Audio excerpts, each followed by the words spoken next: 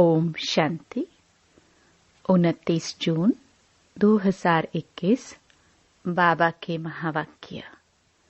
मीठे बच्चे, तुम हो रूहानी पंडे। तुम्हें गृहस्थ व्यवहार संभालते हुए कमल फूल समान बन याद की यात्रा करनी और करानी है। प्रश्न: बाप बच्चों का कौन सा श्रृंगार करते हैं? किस श्रृंगार के लिए मना करते हैं? उत्तर: बाबा कहते, मीठे बच्चे, मैं तुम्हारा रूहानी श्रृंगार करने आया हूँ। तुम कभी भी जिस्मानी श्रृंगार नहीं करना। तुम बेगर हो। तुम्हें फैशन का शौक नहीं होना चाहिए। दुनिया बहुत खराब है, इसलिए जरा भी शरीर का फैशन नहीं करो। गीत। आखिर वह दिन आया आज। ओम शांति। बेहद का बाप बैठ बेहद के बच्चों को समझाते हैं। बेहद माना कोई हद नहीं। कितने ढेर बच्चे हैं। इतने बेशुमार बच्चों का एक ही बाप है जिसको रचयिता कहा जाता है। वह है हद के बाबाए। यह है बेहद के रूहों का बाप। वह है हद के जिस्मानी बाप। यह है बेहद के रूहों का एक ही बाप, जिसको भक्ति मार्ग में सब रूहें याद करती हैं। तुम बच्चे जानते हो, भक्ति मार्ग भी है, साथ साथ रावण राज्य भी है। अब मनुष्य पुकारते हैं कि हमको रावण राज्य से राम राज्य में ले जाओ।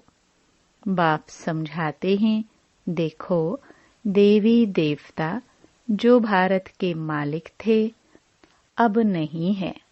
वह कौन थे, यह भी अब तुम जानते हो। हम ही सतयुगी सूर्यवंशी घराने के मालिक थे। राजा रानी तो होते हैं न। तुम बच्चों को अब स्मृति आई है। बाबा आया हुआ है। हम बच्चों को राज्य भाग्य का वर्षा देने, विश्व का मालिक बनाने। बाप कहते हैं, अब सब भक्ति मार्ग में हैं। भक्ति मार्ग को ही रावण राज्य कहा जाता है। ज्ञान मार्ग सिर्फ एक बाप ही सिखाते हैं तुम बच्चों को। उस बेहद के बाप को भक्ति मार्ग में सब याद करते हैं। अभी तुमको 21 जन्म के लिए ज्ञान की राजधानी मिलती है। फिर आधा कल्प तुम पुकारेंगे ही नहीं। हाय राम, हाय प्रभु कहने की दरकार ही नहीं रहेगी। हाय राम तब करते हैं जब दुखी होते हैं। तुमको वहाँ दुख होता ही नहीं। अभी तुम जानते हो, यह भी खेल बना हुआ है। आधा कल्प है ज्ञान का दिन, आधा कल्प है भक्ति की रात। भक्ति हमको नीचे उतारती है। तुम बच्चों की बुद्धि में सीढ़ी का नॉलेज जरूर चाहिए। बाप समझाते हैं कि यह 84 जन्मों का चक्र है। इस चक्र को जानने से तुम चक्रवर्ती राजा बनेंगे। इसलिए बाबा चित्र भी बनवा रहे हैं, जिससे सिद्ध हो कि हम इस चक्र को जानने से 21 जन्म के लिए राज्य भाग्य लेते हैं। अभी तुम बहुत हो गए हो।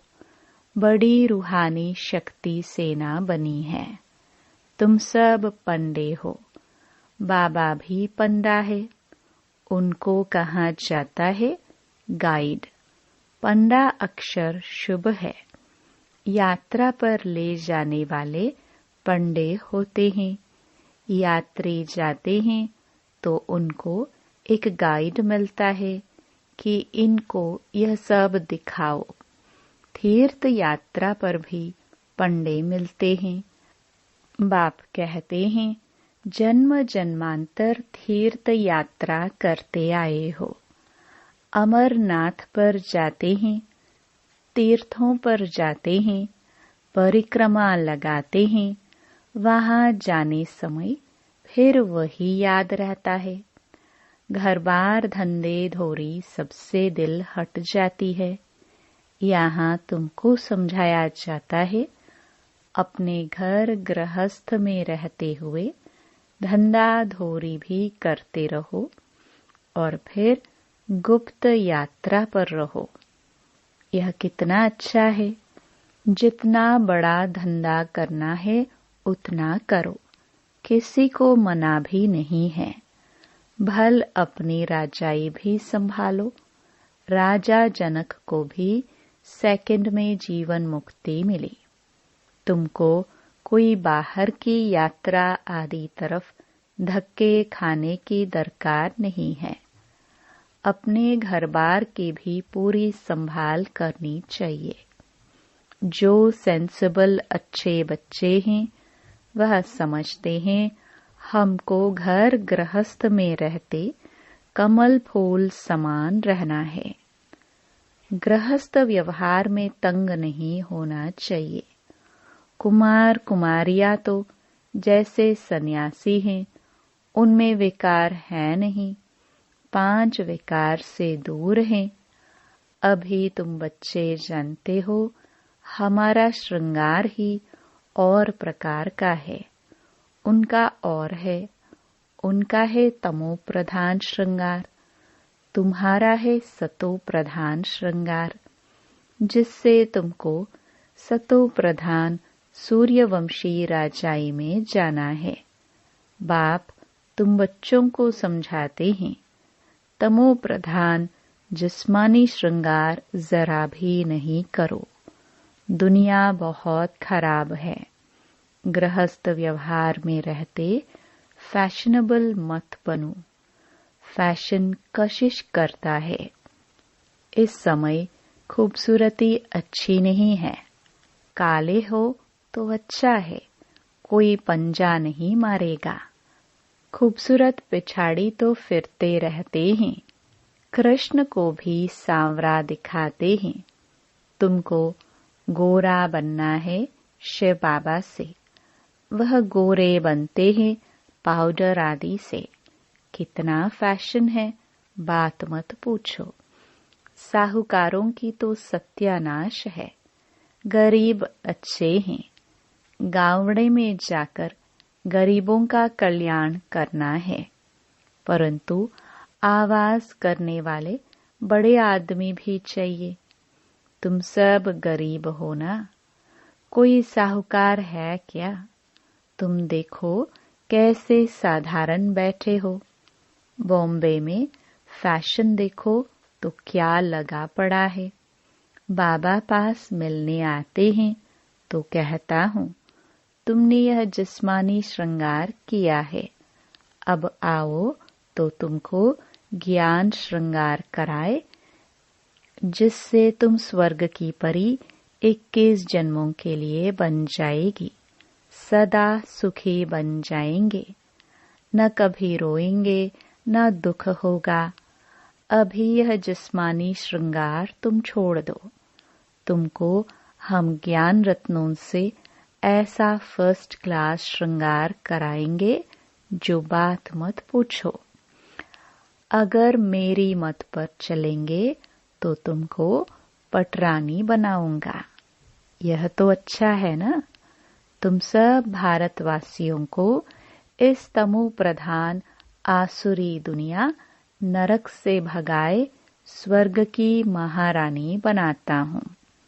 तुम बच्चे समझते हो, आज हम सफेद पोश में हैं, दूसरे जन्म में स्वर्ग में सोने के चम्मच से दूध पिएंगे। यह तो बहुत छीछी दुनिया है। स्वर्ग तो स्वर्ग है, बात मत पूछो। यहाँ तुम बैगर हो। भारत बैगर है। बैगर टू प्रिंस गाया हुआ है। इस भारत में ही फिर जन्म लेंगे। बाप ने हमको स्वर्ग का मालिक बनाया था। रात दिन का फर्क है। महान गरीब जिनको खाने के लिए कुछ नहीं होता है, उनको ही दान दिया जाता है। भारत ही महान गरीब है। बेचारों को यह पता भी नहीं है कि इस समय सब तमो प्रधान है। दिन प्रतिदिन सीढ़ी नीचे ही उतरते रहते हैं। अभी कोई सीढ़ी चढ़ नहीं सकते। 16 कला से 14 कला, फिर 12 कला, नीचे उतरते ही आते हैं। यह लक्ष्मी नारायण भी पहले 16 कला संपूर्ण थे, फिर 14 कला में उतरते हैं ना। यह भी अच्छी रीति याद करना है। सीढ़ी उतरते उतरते बिल्कुल ही पतित बने हैं। फिर स्वर्ग के मालिक कौन बनाए? यह वर्ल्ड की हिस्ट्री ज्योग्राफी रिपीट होती है। यह भी सब कहते हैं, परंतु अब कौन सी हिस्ट्री रिपीट होगी, यह कोई नहीं जानते। शास्त्रों में तो लिख दिया सतयुग की आयु लाखों करोड़ों वर्ष है। पूछो सतयुग कब आएगा? कहेंगे अभी 40,000 वर्ष पड़े हैं। तुम सिद्ध कर बतलाते हो कल्प की आयु ही 5,000 वर्ष है। वह फिर सिर्फ सतयुग को ही लाखों वर्ष दे देते हैं। घोर अंधियारा है ना। तो मनुष्य कैसे माने भगवान आया होगा? वह समझते हैं भगवान तब आएंगे जब कलयुग का अंत होगा। अभी तुम बच्चे इन सब बातों को समझते हो। विनाश सामने खड़ा है। बच्चों को समझाया जाता है कि विनाश के पहले बाप से वर्षा ले लो, परंतु कुंभकर्ण की नींद में सोए पड़े हैं, तो बेचारे हाय हाय कर मरेंगे। तुम्हारी जय जयकार हो जाएगी। विनाश में होती ही है हाय हाय। विपरीत बुद्धि हाय हाय ही करेंगे। अभी तुम हो सच्चे की औलाद सच्चे। नरक का विनाश होने बगैर स्वर्ग कैसे बनेगा? तुम कहेंगे यह तो महाभारत लड़ाई है। उनसे ही स्वर्ग के द्वार खुलने हैं। मनुष्य तो कुछ नहीं जानते हैं। तुम्हारी बुद्धि में है हमको अभी दैवी स्वराज्य का माखन मिलता है। वह आपस में लड़ते रहेंगे। है वह भी मनुष्य, तुम भी मनुष्य, परंतु वह है आसुरी संप्रदाय, तुम हो दैवी संप्रदाय। बाप बच्चों को सम्मुख समझाते हैं। तुम बच्चों के अंदर में खुशी रहती है। अनेक बार तुमने ऐसी राजधानी ली है जैसे अभी तुम ले रहे हो। वह आपस में 2 बिल्ली लड़ते हैं, माखन तुमको मिलता है सारे विश्व की बादशाही का। तुम यहाँ आते ही हो विश्व का मालिक बनने। तुम जानते हो हम बाबा से योग लगाए कर्मातीत अवस्था को पाएंगे। वह आपस में लड़ेंगे। हम विश्व की बादशाही पा ही लेंगे। यह तो कॉमन बात है। वह बाहुबल वाले विश्व की बादशाही ले न सके। तुम योग बल से विश्व के मालिक बनते हो। तुम्हारा है ही अहिंसा परमो दैवी धर्म। दोनों हिंसाएं वहां होती नहीं। काम कटारी की हिंसा सबसे खराब है, जो तुमको आदि मध्य अंत दुख देते हैं। यह किसको पता नहीं रावण राज्य कब होता है। अभी पुकारते हैं आकर हमको पावन बनाओ, तो जरूर कभी पावन थे न। भारतवासी बच्चे ही पुकारते हैं दुख से लिबरेट करो, शांति धाम में ले जाओ, दुख हर कर सुख दो। कृष्ण को हरि भी कहते हैं। बाबा हमको हरि के द्वार ले चलो। हरि का द्वार है कृष्णपुरी, यह है कंसपुरी। यह कंसपुरी हमको पसंद नहीं है। माया मच्छंदर का खेल दिखाते हैं। यह तो तुम जानते हो, रावण का राज्य द्वापर से शुरू होता है। देवताए जो पावन थे वह पतित होने शुरू होते हैं। इसकी भी निशानियां जगन्नाथपुरी में हैं। दुनिया में बड़ा गंद लगा हुआ है। अब हम तो उन सब बातों से निकल परस्तान में जाते हैं। इसमें बड़ी हिम्मत महावीरपना चाहिए।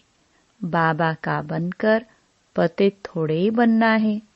वह समझते हैं स्त्री पुरुष इकट्ठे रहे और आग न लगे, यह हो नहीं सकता। इसलिए ही हंगामा करते हैं कि यहाँ स्त्री पुरुष को भाई बहन बनाया जाता है। ऐसा तो कहाँ लिखा हुआ नहीं है। पता नहीं यहाँ कौन सा जादू है। अरे तुम ब्रह्मा कुमारियों के पास जाएंगे और बस तुमको वहां बांध रखेगी। ऐसी ऐसी वहां बहकाते रहते हैं। यह भी ड्रामा में नोंद है। जिनका पाठ होगा वह कैसे भी आ जाएंगे। इसमें डरने की बात ही नहीं। शिव बाबा तो ज्ञान का सागर, पतित पावन, सर्व का सद्गति दाता है। ब्रह्मा द्वारा पतित से पावन बनाते हैं। यह अक्षर ऐसे बड़े लिखे हो जो कोई भी आकर पढ़े।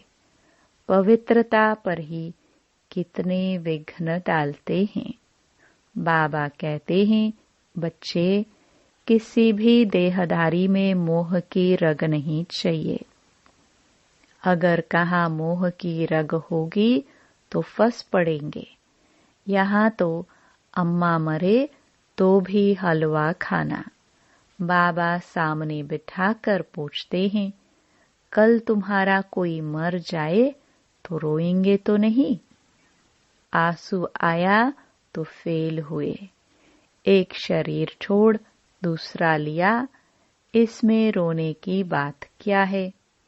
दूसरा कोई सुने तो कहे मुख से अच्छा तो बोलो। अरे अच्छा ही बोलते हैं। सतयुग में रोना होता ही नहीं। यह जीवन तुम्हारा उनसे भी ऊंच है। तुम हो सबको रोने से बचाने वाले, फिर तुम कैसे रोएंगे? हमको पतियों का पति मिला जो हमको स्वर्ग में ले जाते हैं।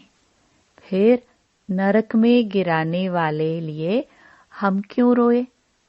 बाबा कितनी मीठी मीठी बातें सुनाते हैं वर्षा लेने के लिए। इस समय भारत का कितना अकल्याण हुआ पड़ा है। बाप आकर कल्याण करते हैं। भारत को मगध देश कहते हैं। सिंध जैसे फैशनेबल कोई होते नहीं। विलायत से फैशन सीख कर आते हैं। बाल बनाने पर आजकल लड़कियां कितना खर्चा करती हैं। उनको कहा जाता है नरक की परियां। बाप तुमको स्वर्ग की परियां बनाते हैं। कहते हैं हमारे लिए तो यहाँ ही स्वर्ग है, यह सुख तो ले ले वे। कल क्या होगा हम क्या जाने, ऐसे अनेक विचार वाले आते हैं। अच्छा, मीठे मीठे सिखिलदे बच्चों प्रति माता पिता बाप दादा का याद प्यार और गुड मॉर्निंग। रूहानी बाप की रूहानी बच्चों को नमस्ते। धारणा के लिए मुख्य सार। पहला, सच्चा सच्चा रूहानी पंडा बन सबको घर का रास्ता बताना है। शरीर निर्वाह अर्थ धंधा करते याद की यात्रा में रहना है। कार्य व्यवहार में तंग नहीं होना है। दूसरा, ज्ञान श्रृंगार कर स्वयं को स्वर्ग की परी बनाना है। इस तमो प्रधान दुनिया में जिस्मानी श्रृंगार नहीं करना है। कलयुगी फैशन छोड़ देना है। वरदान। न्यारे और प्यारेपन की योग्यता द्वारा लगाव मुक्त बनने वाले सहज योगी भव। सहज योगी जीवन का अनुभव करने के लिए ज्ञान सहित न्यारे बनो। सिर्फ बाहर से न्यारा नहीं बनना, लेकिन मन का लगाव न हो। जितना जो न्यारा बनता उतना प्यारा अवश्य बन जाते हैं। न्यारी अवस्था प्यारी लगती है। जो बाहर के लगाव से न्यारे नहीं, वह प्यारे बनने के बजाय परेशान होते हैं। इसलिए सहज योगी अर्थात न्यारे और प्यारेपन की योग्यता वाले, सर्व लगावों से मुक्त। स्लोगन। स्व पुरुषार्थ और सेवा के बैलेंस द्वारा बंधन संबंध में बदल जाएगा। ओम शांति।